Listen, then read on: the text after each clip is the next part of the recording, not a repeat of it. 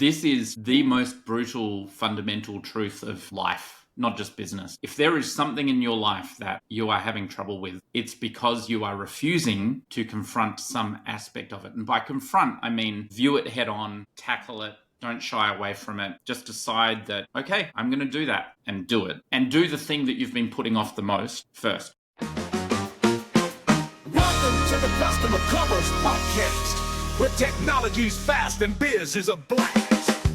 In life and in business, time is precious. It's why customers stay or leave and why businesses succeed or fail. We're here to give a voice to everything that makes business, whether as a customer or as a CEO, easier and more rewarding. Welcome to the Customer Commerce Podcast. Let's dive in. Welcome back to the Customer Commerce Podcast, where we talk simply the best. Yes. Better than all the rest. I just dive in, I'm sorry. This is the podcast where we talk to the people rewriting the rules of how businesses grow by putting the customer at the center. Whether it's founders, consultants, or in-house experts, we're diving into the strategies, systems, and mindset shifts that help growing businesses actually scale without losing sight of the people they serve. So today was meant to be the three amigos. We're still kind of waiting on David. He might pop up. He might not. You know what? It's okay. Maybe he's getting coffee, and that is very important. He's probably just being the international man of mystery that he is. Because I know right now he is in Australia, and he booked in a hotel, and then I found out when he was staying, and I said, you do realize you're like 30-minute walk away from my house and free coffee? And he's like, I'll be there tomorrow. So you know what's so weird? It's also because he's so American. So to have such an American in Australia, it's a culture shock for the whole country. Yeah, and I'm sure for him. But we do have yourself, Michael Lindsay. Allegedly, it took him an hour and a half to get through customs because they were actually worried about that. No, I'm joking. You had me. I would have believed it. You are the CEO and founder of Store Connect. If no one knows you yet, they definitely do now. It's been a while since we've done a podcast, actually, just you and I too. It has been. Like I said, anytime that it's somehow just you and I, it's almost like a one-on-one. Like I feel like I'm in place of the business owners listening, and I get to ask all the dumb questions and almost like the pressing questions of like, yeah, but why? Yeah, but why? I can be that like teenage kid that's like, yeah, but why? There are no stupid questions, only questions unasked. True that. We're going to go through a few topics in this episode, and we're just going to dive into the first one, which I've titled Shopify Wobbles. April 2nd, so almost exactly a month ago, Shopify went down worldwide. And I saw this actually from a brand that I used to work for, and the business owner got online being like, hey, just letting you know, if you're putting your order through, sorry, we can't get it because Shopify's down, and we're figuring it out. They didn't even have a solution in place. And then once I did a little bit of research, I realized like, oh yeah, it's worldwide. Mm-hmm. It also, through the statistics I have here, its stock dropped over 12%. And this was a very short period of time that it had an outage. It wasn't like a full day or anything. I'm pretty sure it was within minutes, or I actually don't have the exact number of time. Yeah, but it wasn't like it was down for a week or anything. It was not even a full day. So I wanted to get your thoughts because Store Connect sponsors this podcast, and you created Store Connect, and that is a platform as well. What are your thoughts on something like that happening? And I guess, what would you say to a business owner that's relying 100% on a platform like Shopify? Computers are incredibly complex devices that no one person on earth could explain to you every function that happens between you landing on a website and the payment landing at the back end of Shopify. There's a few people that could explain the high level, but no one human could actually trace that path of logic fully. You're talking millions and millions and millions of processes and transactions and things that have to happen to make that work. So, I don't know. I think redundancy and reliability comes down to how important is it, and what's the cost of putting a redundant system in place versus the likelihood that you'll need it. It's all well and good to say that we sell $10,000 a day of stuff or $50,000 a day of stuff. At some point, being down for a day once every couple of years is going to be more expensive than running a backup system 24/7 on the off chance that you are going down. And it's not a simple thing to do. There's a lot of complexity behind it. Tools like Shopify allow you to get a store up and running very, very quickly, and, quite complex stores. It's not impossible. They are built for, originally at least, for small to, emerging business and small business.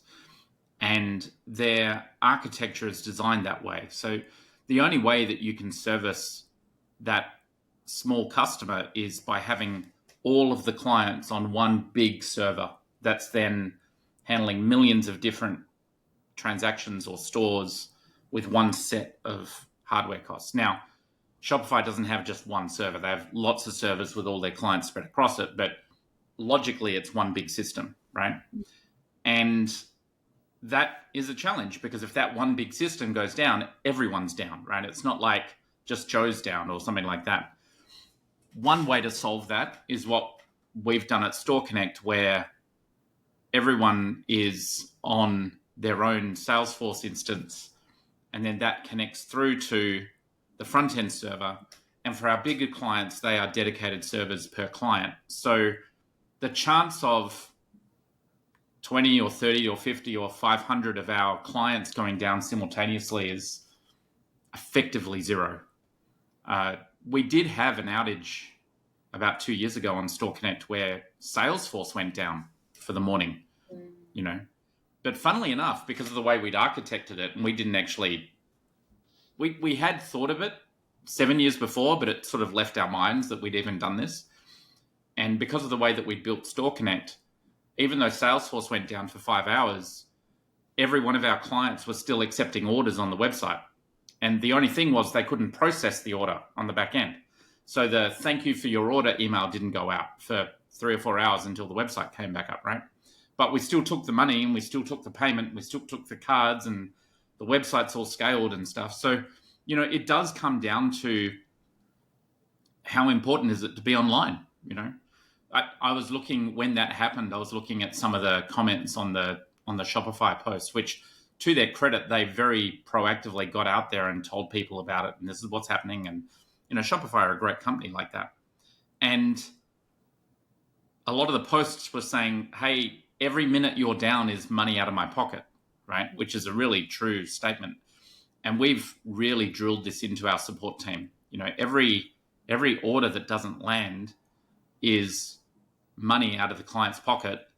But we've sort of gone a step further in our company, that I directly incentivize all of our staff based on the volume of sales our clients are doing. So every person in my company has a vested interest to make sure that the order goes through, right? Because that's the most important thing. If you as an e-commerce company can't place an order or facilitate the placement of an order, well, why have you? You had one job, right? Yeah. So we very much architect our systems around that. I don't mind I mind less if there's, a slight bug on a website. As long as that order goes through, that's like the number one priority in our company, across point of sale and e-com. But yeah, look, systems are hard. And I think Shopify handled it well. Mind-blowing that their stock dropped 12% on that one outage. But again, maybe that's part of the challenge they're having in transitioning from a company that's only about small business to, hey, we're also enterprise, right? So I think a lot of their valuation currently in the stock market can be around the fact that they're really trying to push into that enterprise commerce space, much bigger dollar value clients, more stable clients. And the market sort of went, whoa, hang on a second. If you can go down worldwide, that's no bueno for these large companies, Yeah. So maybe that's what that was about. It's a massive, massive swing in stock price. If I'd known about it, I probably would have gone in and just bought a whole bunch of Shopify stock, but I didn't know it. But I guess like if you're one of those businesses, especially small businesses who are with Shopify, let's say you have that experience and you're like, oh my God, and you ask a business that is bringing in a lot of volume, whether you've just gone viral on TikTok or whatever, and you're kind of like, oh my gosh, I don't want that to happen again. What advice would you give to the business owner to then either prevent that from happening, or even if it does happen again, because like you said, it's probably one in a, It'll maybe happen not one again. in a million, but yeah. What's the advice that you would give for them to kind of, I guess, handle that and handle their customers, to keep the customer still at the center? Yeah, the challenge here is the naive response would be, we'll just set up another store on another platform. And then, like, are you kidding? The amount of work on that is mind-blowing, right? So what I would do for a small business is make sure that you have another channel that lets your customers contact you, right? So be active on X or Facebook or wherever your customers are, on Insta or whatever medium makes most sense for your clients. And during an outage, say, hey, we're still here. You can't get on our website, but this is our phone number. Or this is our status website. Like, you could set up a second small little website on WordPress or something called status.mycompany.com or something like that. And totally separate from Shopify. It can just be a basic static page that just has your logo, some text. And on that page, it has something that goes along the lines of, if you're viewing this page, it's probably because our website is offline. If you need to find out about your order, call this number or email this address, or, we're still here. We haven't gone away. The site's offline, right? And then ideally set up your error page on Shopify to go to that. So if the Shopify store does go down, there's a link there that says you can go contact us over here. That's, for a small business, that would be the layer of redundancy that I'd be building in. I wouldn't be trying to spend $100,000 or $300,000 building a separate platform or a separate system. I mean, you could move to something like Store Connect, which is going to have a less likelihood across everything, but I'm not here to plug the business too much. I would be focusing on that. Just keep that idea of customer commerce in your head, of be human, right? So crap happens. Like these situations happen. It's more about how do you respond to that with your clients so that your clients feel like they're still important to you and that you're just not off on holiday somewhere. That's how I'd handle it. Hey, here's our phone number if it's urgent. If it's not urgent, we're getting a lot of phone calls. Please send us an email. We'll follow up with you. We'll make sure your order goes through. If you still need to buy something urgently, send us an email and we'll put the order through and we'll contact you for the credit card. Stuff like this, so that mother who's sitting there going, oh, I really just needed to buy that little thing for the birthday that I've got on Tuesday. If I don't buy it today, I'm not going to get it in time. Oh, I can just email. Okay, I'll just email them. Please send me one of these. Call me for the credit card, And just have a way to do that. Have a second channel. Yeah, it gives like the impression of, the mug that says, stay cool, calm, and collected. Yeah, it's like that's right. That's what it does for your brand. Well, speaking of someone who is very much in touch with their customers, and I personally have a love-hate relationship with this company, or brand, I should say. And when I saw this, again, a few weeks ago for April Fools, I cracked up.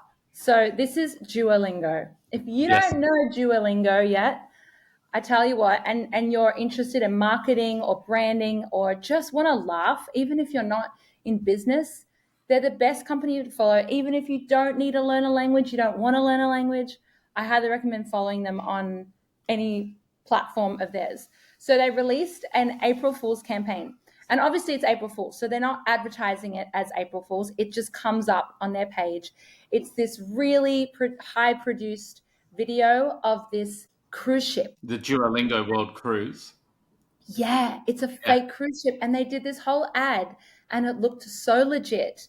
And it's saying, they've got like entertainment, and, these cruise ships have giant theaters, and they have the owl and the characters in Duolingo just on a stage, just not doing anything. And then there's a guy in a crowd like crying, and just really beautiful humor that just makes you laugh and also go like, this cannot be legit. But I also wouldn't be surprised if Duolingo had something like this, because they could probably afford it. and this would take their brand to the next level. And then as it kept going, you kind of realize that it's a joke. But I wanted to read out the legal notice at the end, which cracked me up because it was just a tiny little 3-second thing and then it's gone. But I was like, you know what, I'm going to read it because I bet you they've put more detail and humor into it. So it says, by boarding this vessel, passengers agree to a 5-year commitment at sea with zero exceptions. Carnival and Duolingo, Carnival being the cruise ship, quote unquote, are not responsible for any emotional, linguistic, or spiritual damages. Passengers waive the right to pursue legal action against Carnival or Duolingo, including participation in any class action lawsuits filed by Menchetti and Sons LLC. Is that a law firm? I have no idea. All concerns will be handled by Duolingo's chief legal counsel, Legal Steve. Oh my gosh, maybe it's Steve. Steve's got a side gig. Yeah. And then also says, Legal Steve, using the litigation loop strategy where claims are met with immediate counterclaims until the original complaint is forgotten. I mean, oh my gosh, I love it so much. Like, in your opinion, Michael, because you are an entrepreneur and you're constantly looking at ways to promote. I mean, you've got 1 billion businesses, but you're constantly looking at positioning and messaging and how do we keep engaging with our customers, with our clients. And although we're not similar to Duolingo in kind of any way possible, but like, do you get inspired by this kind of stuff? Can totally. every brand learn from Duolingo? What do you think? I mean, if David was here, he'd say that the definition of branding is the art of differentiation. And the challenge with the modern world is there are millions and millions and millions of emails and tweets and posts that go out every minute. You know, it's like, It's crazy. So you have to penetrate. And the only way you can penetrate is be different. Do something that people haven't seen before. This is genius, 5-year cruise. I haven't actually watched it, but oh my gosh, I will straight after this. Yeah. But the idea that you're on the cruise for 5 years and, I don't know if they tied into, because this is the expected time we take for you to get through that first Chinese lesson or something. I'd be totally leaning into it. It's just fantastic.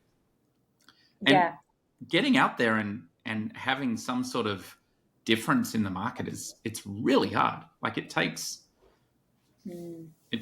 imagination and guts. It does, but I've noticed just recently in like the last 6 months that we're almost going not backwards, but I feel like marketing is becoming as if we're children to adults. So what I mean by that is, like, I was watching some Canva tutorials, and they've just released these new features and everything, which is like a marketer's, social media manager's dream, because Canva is incredible and it can do so many things. And the way they've been doing it is through song. So they'll be like, Jenny wants us to be able to duplicate this image and this image. Well, guess what, Jenny? You can do this with a blah, blah, blah, blah, blah, blah. And I'm looking at this going, are you serious? Is he going to be singing, showing how it's done? And I kid you not, it was video after video showing each feature in song. Wow. And I was like, I think either the times have changed where maybe our attention span is so low that we need to be stimulated by like a song. But it's a little terrifying. It's weird. And then also Duolingo and Salesforce is big on, like, there's plushies, there's lots of cartoons now in this adult world that it's different. I don't know what to say. It is different. I mean, like adults watch cartoons now. Still, we watch comic book TV shows. It's the shift of, I think the internet culture has changed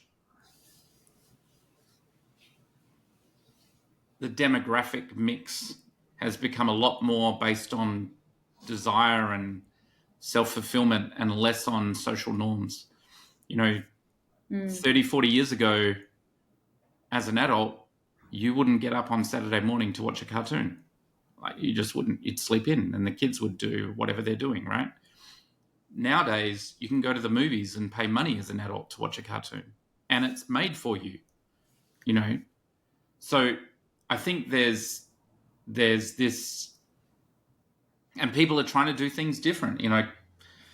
Teaching with song, I mean, that's probably a tale as old as time. That's how the old stories used to get passed down, is by song. If you look at the Aboriginals in Australia, their entire mythology is passed down through the dream time and songs and stories and events. And this is all very ancient for humans. It's, I don't know. I still feel that reading's a hell of a lot faster, and I like reading, but I'm also lucky to be quite literate, and I know how to study, and I've got all those tools. So maybe they're just trying to undercut that. Like maybe they just found out that people tune out. But if you put it around a song, people are so shocked that they watch. It's like it's so bad that you can't look away. But it's also a good point, even just thinking of like attention span for business owners and the new corporate world. Mm-hmm. I would love to know, instead of people kind of share, well, try and have this balance and try and do this, do you have any kind of like blunt truths of that you've learned along the way to be like, you know what, if I'm going to stay in the game for this long and I want to stay in the game for much longer, this is just something I have to suck up, even though it's not glamorous and it costs sacrifice. Is there anything specific that comes to mind? I know that's a very general question. And I know I just sprung on you. I'm laughing because where do you begin? I mean, it's probably the toughest one that I've had to swallow is people actually want to see me and hear me talk. Really? I hate it. It's so opposite. Wow. Look, I'm good at it, I think, because I've decided to learn how to do it. So you very rarely hear me say and I've trained myself out of that, and that's taken a lot of work. The other aspect is I look at what I consider a social media giants, and they have this sort of expose aspect, exhibitionist almost aspect, and that's very much not me. I'm very much an introvert. I would love nothing better than not talk to anyone all day and code from bed and just do software. Like that, dream job. Come out, play with my daughter every now and then, watch some Formula One, go for a bike ride, go for a run, and not speak a word for the whole day is like bliss. But that's not what's required. I posted something on LinkedIn recently that said, if you're finding you're having a problem with something, find out what part of it you're not willing to confront and go do that. Oof.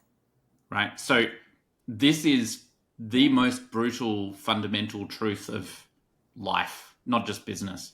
If there is something in your life that you are having trouble with, it's because you are refusing to confront some aspect of it. And by confront, I mean view it head on, tackle it, don't shy away from it.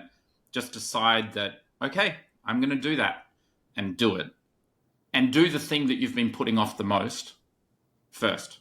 And if you do that, your problems won't resolve instantly, but they'll start to resolve. And you'll find a path through. And that's rough. And I had to do that when I started posting on LinkedIn, when I started the podcast, anything like that. It's, getting a sale. If sales are down, what do I do as CEO? I start writing emails to customers and prospects. Do I enjoy that part of my job? Not particularly. Do I enjoy talking to the prospect and finding out what they need? Yeah, actually, I do enjoy that aspect. I do enjoy the two-way communication. I don't enjoy the part where I'll send out 50 emails and get one reply. That's a bit like, okay, I mean, I put a lot of effort into that. But they're busy too, and they probably don't enjoy receiving that communication. But it's all a big thing. So find the brutal truth is, if you're having a problem with something, find out what it is about that thing that you're not doing because you don't want to do it, and do it. And you'll find you won't have that problem anymore. Interesting. Because I guess that's when people, it gets hard or it gets unpleasant, and it's like, maybe this just wasn't meant to be for me. Like, even if you're, I guess, an introvert or someone that's quite shy, but has this passion, but like you said, like you kind of need to put yourself out there. But because that job requires that, it's like, well, I'm just not this. So I guess I can't do it.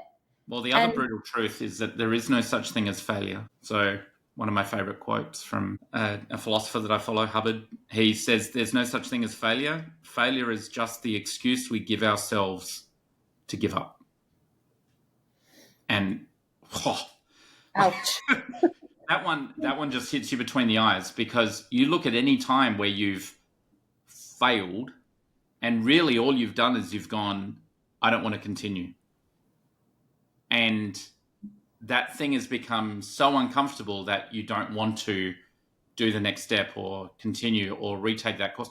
You can't actually particularly fail in life. I mean, you could fail to achieve a certain target, sure, but people that go to if you spent your entire life trying to be a gold medalist at something, okay, potentially you could reach the end of your life and never having won a gold medal at the Olympics. You look at that and you go, well, every time you didn't achieve a target towards that, if instead of pulling back you leant in further, you probably get there or very, very close.